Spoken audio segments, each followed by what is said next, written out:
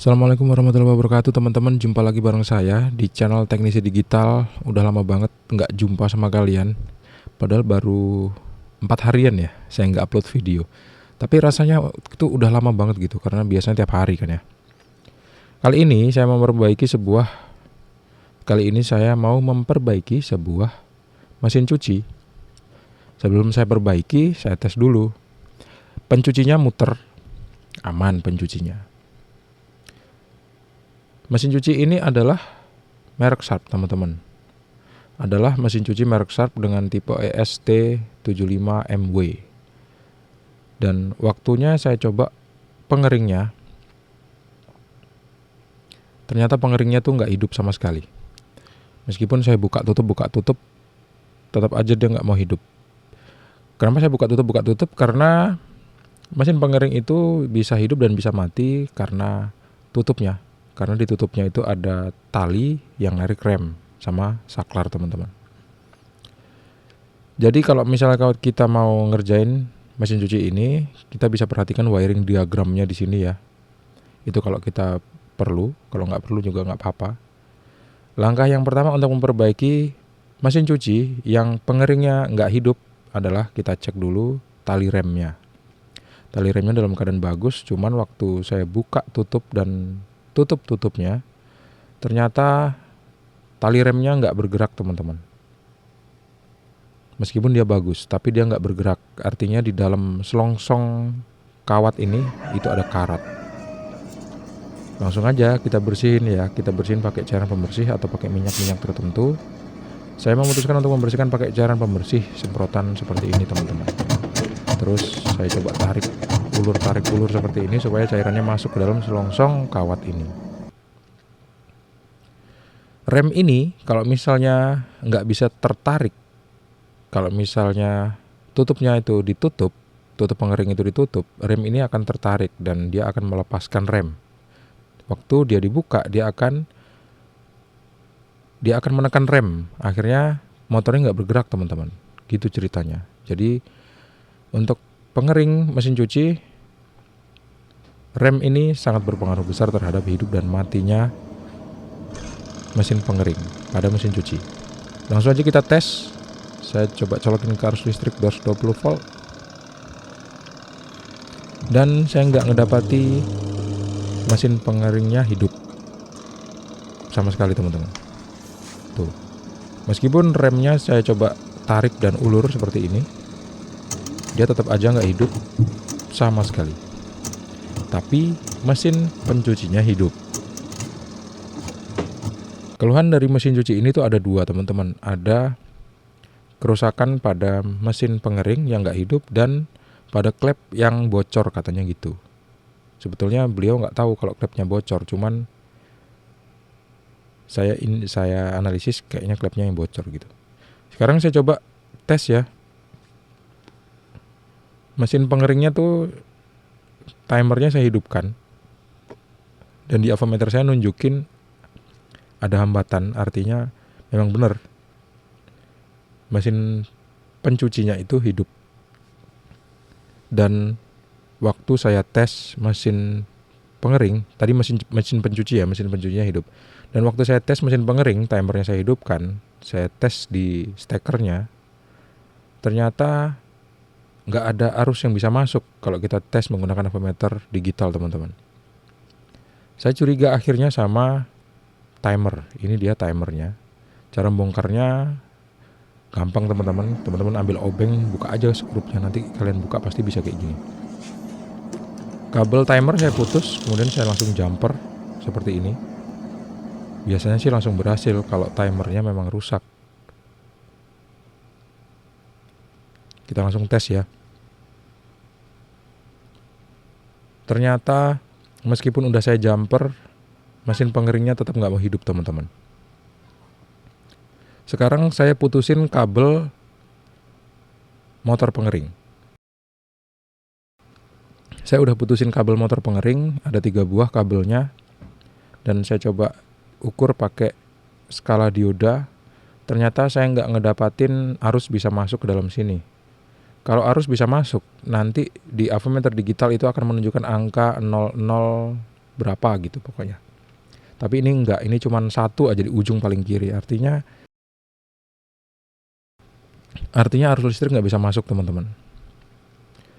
Ini ya, ini dia model motornya dan wiring diagram motornya tuh ada ditulis di sini, ditunjukin sama dia. Kabel warna grey, purple dan black. Yang black itu fasa dan grey sama purple itu bukan fasa, dia nyambung ke kapasitor teman-teman. Ini ya 3 buah kabel dari mesin pengering. Di video ini saya nggak bakal nunjukin ke kalian gimana caranya membuka mesin cuci dan masang mesin pengeringnya. Tapi saya nunjukin ke kalian analisis yang paling mudah dalam mengetahui apa sih yang rusak di mesin cuci kalau keluhannya seperti ini teman-teman. Kalau untuk bongkar sama pasangnya next time saya bakal tunjukin ke kalian. Tapi di video kali ini saya bener-bener nggak sempet untuk ngerekam teman-teman, nggak sempet saya syuting. Gitu ceritanya ya. Jadi jangan kecewa di akhir video nanti. Nah, kita skip dulu ya untuk urusan mesin pengering. Sekarang coba kita cek klepnya. Ini dia klepnya. Klep ini kalau misalnya dia longgar, air yang ada di dalam tabung mesin cuci itu bakal keluar. Lama-lama habis air di dalam tabung mesin cucinya teman-teman. Jadi klep ini harus kita cek dulu kalau misalnya lubangnya tuh kira-kira udah, maksudnya kalau misalnya jaraknya tuh udah terlalu jauh, kita dekatin lagi supaya klepnya bisa normal.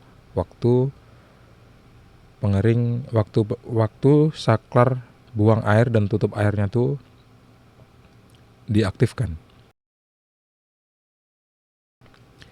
Waktu saya buka seperti ini, saya ngelihat ada kotor di situ ya. Biasa ini lumut-lumut atau kotoran-kotoran dari pakaian. Dan nggak ada cincin, nggak ada giwang, nggak ada isi strapless di dalam sini kayak biasanya. Bersih mesin cucinya teman-teman. Saya bakal ngebersihin pakai sikat seperti ini. Ini saya nemuin sikat di sudut ini. Di sudut ruangan teman-teman. Saya ambil aja, saya bersihin. Pakai sikat ini. Ini sikat lantai apa sikat baju nih ya? Sikat baju kayaknya. Kalau sikat lantai nggak kayak gini, lebih gede lagi giginya ya. Dengan kita membersihkan karet klepnya dengan sikat seperti ini, mudah-mudahan klepnya dalam keadaan baik, masih dalam keadaan baik dan airnya nggak ngocor lagi teman-teman. Kalau kerannya udah ditutup. Sambil kita intip ya, di dalam ada apa sih. Ternyata nggak ada kotoran-kotoran yang nyangkut, artinya aman. Kita bisa pasang lagi klepnya ke sini. Nah nanti teman-teman, kalau misalnya kita tes masih tetap aja bocor, berarti klepnya memang minta diganti. Klepnya itu terdiri dari karet dan per. Karet dan pernya nanti bakal kita beliin di toko komponen elektronik dan langsung kita ganti aja gitu. Biasanya sih karetnya udah tipis kalau untuk mesin cuci yang udah berumur 1 tahun ke atas. Mesin cuci ini sebelumnya dibeli second sama yang punya teman-teman. Dengan kondisi ada solasi di bagian depan. Nanti kita bakal cek ada nggak kira-kira pengaruh dari solasi itu terhadap kerusakan mesin cuci ini.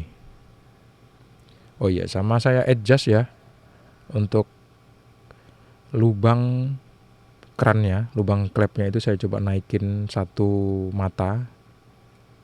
Di situ kan ada lubang-lubang ya. Kita setting aja kira-kira jangan sampai kendor dan jangan sampai terlalu kencang gitu. Kalau misalnya terlalu kencang atau terlalu kendor, nah kita bisa rubah ke lubang yang lain, kita masukin di lubang yang lain. Supaya klepnya tertarik dan tertutup secara sempurna nantinya. Kalau misalnya udah oke, kita bakal lanjutkan ke tahap yang selanjutnya teman-teman. Di tahap ini langsung kita tes aja klepnya kira-kira bagus apa enggak dalam keadaan cuci ya. Dalam keadaan keran tertutup, saya isi air di mesin pencucinya. Ternyata masih ngocor, begitu saya buang langsung lancar airnya. Begitu saya tutup lagi, ternyata masih ngocor teman-teman. Artinya klepnya tuh kayaknya minta diganti dengan yang baru. Tuh masih ngocor kan. Kayaknya karetnya udah tipis teman-teman. Tipis atau tebalnya karet itu agak sulit kita bandingkan kalau misalnya tanpa ada pembandingnya. Jadi kita harus beli yang baru untuk ngelihat perbandingannya. Nah, sekarang mesin pengeringnya udah saya ganti teman-teman. Dan saya tes. Pertama mesin pencucinya saya tes hidup ya. Terus mesin pengeringnya saya tes, saya hidupin timernya, tuh mau hidup dia kan. Berhasil saya mengganti mesin pengering ini teman-teman. Gantinya gampang aja, buka aja seluruh skrup yang ada di bagian tengah. Kemudian beltingnya dibuka.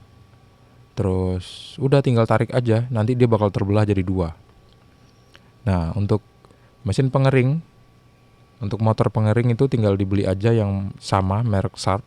Kalau bisa tipenya jangan yang beda biar nggak salah nanti, biar asnya tuh pas. Seperti ini ya. Tuh, ternyata memang bener yang rusak adalah bagian motor pengering. Kebetulan di motor pengering yang saya beli sebelumnya, kabelnya sama-sama 3 dan warnanya sama, jadi tinggal disambung aja.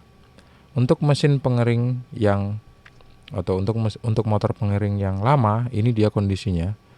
Dia udah gosong teman-teman. Di dalam sini kita bisa ngelihat ada warna abu-abu, artinya itu adalah warna bekas terbakar karena terjadi korsleting listrik di dalamnya. Kalau warnanya masih bagus seperti ini, artinya spoolnya masih bagus, tapi di bagian bawah itu udah terbakar teman-teman.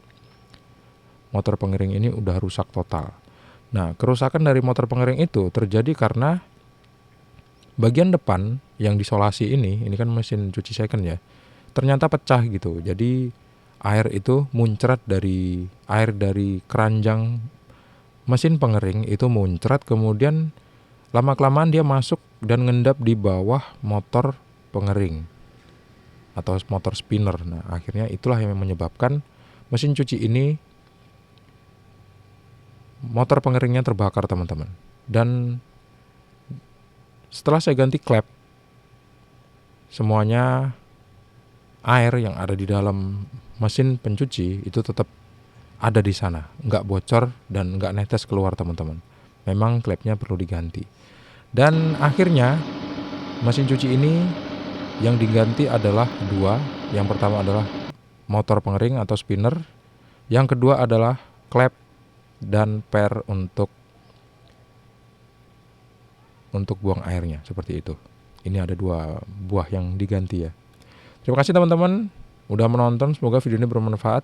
Jangan lupa untuk klik like, subscribe, dan membagikan video ini ke teman-teman kalian. Sampai jumpa di video selanjutnya. Assalamualaikum warahmatullahi wabarakatuh. See you on the next video and bye-bye.